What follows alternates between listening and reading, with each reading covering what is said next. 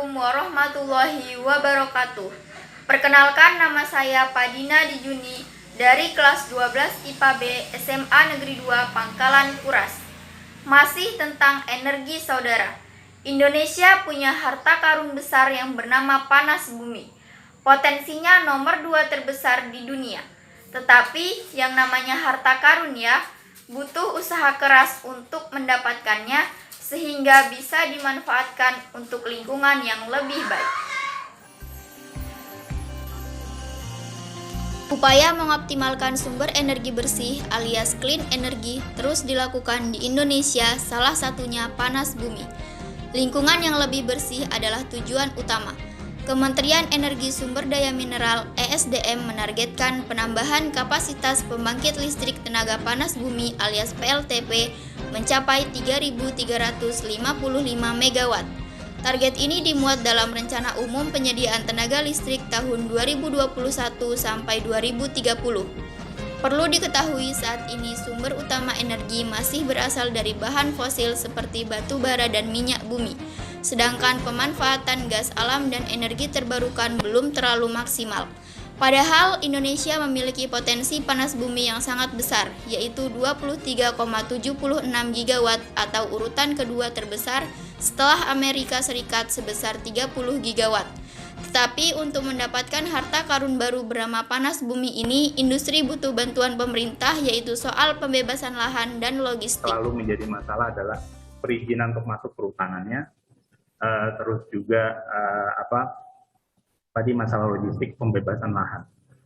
Jadi itu yang selalu menjadi masalah. Hanya untuk misalkan jalan aksesnya aja itu bisa bertahun-tahun untuk bisa membebaskan lahan.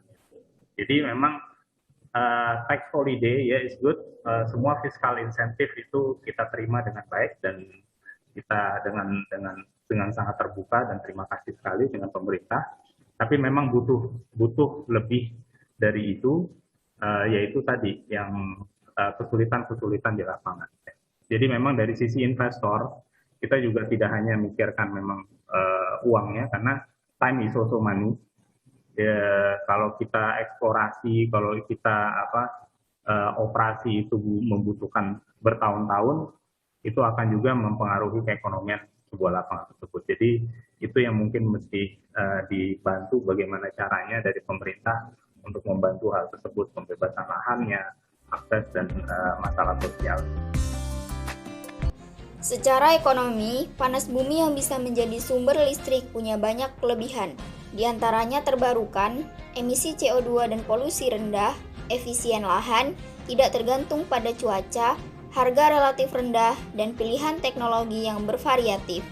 Asumsi biaya pengeboran panas bumi yang menjadi ongkos investasi per megawatt adalah 4,78 juta dolar Amerika Serikat. Tetapi secara general, eksplorasi dan pengembangan menelan investasi tertinggi. Meski sulit didapat, panas bumi diyakini menjadi clean energi paling stabil dibanding EBT lain. Surya, Bayu, dan lain sebagainya, itu prinsipnya mereka adalah intermittent. Jadi surya itu hanya bisa mungkin sepertiga hari ya, 6-8 jam mereka beroperasi. Sisanya harus pakai apa? Ya, mau tidak mau harus di backup dengan energi yang lain. Ya. Contoh misalnya, kalau 400 MW di Cirata, maka PLN juga harus menyiapkan pembangkit sebesar yang sama untuk kemudian bisa digunakan di malam hari. Ya. Tentunya yang paling mudah bagi PLN untuk bangun adalah mungkin PLTU ya, gitu kan. Artinya berarti kan sebenarnya ada satu nilai yang sebenarnya belum dihitung juga kan, gitu kan. Karena availability faktornya itu sebenarnya cukup rendah kalau PLTS. Tetapi secara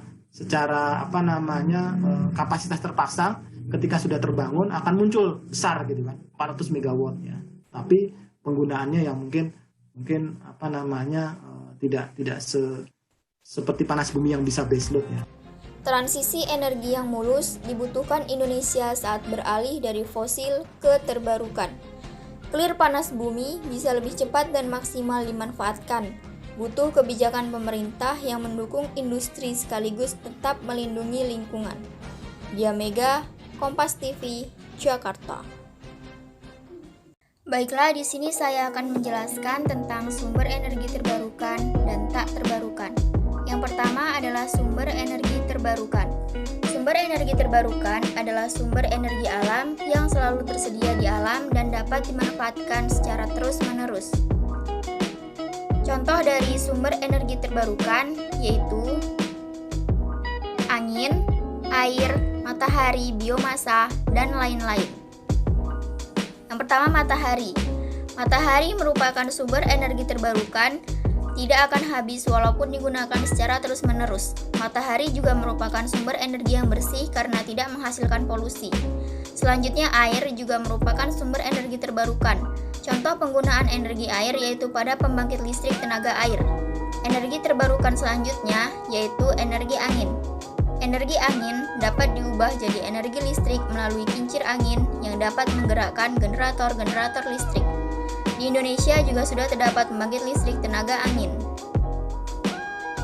Selanjutnya yaitu biomasa. Biomasa berasal dari organisme hidup ataupun yang belum lama mati.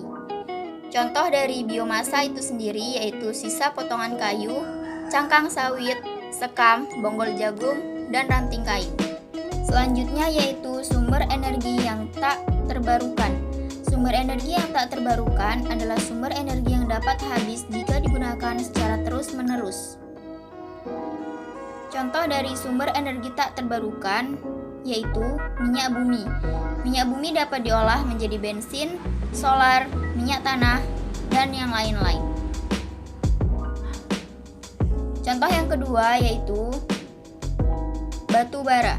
Batu bara jika digunakan secara terus-menerus akan habis.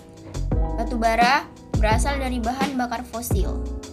Yang terakhir adalah gas alam. Gas alam akan habis jika digunakan secara terus-menerus. Sekian video dari saya. Terima kasih. Assalamualaikum warahmatullahi wabarakatuh.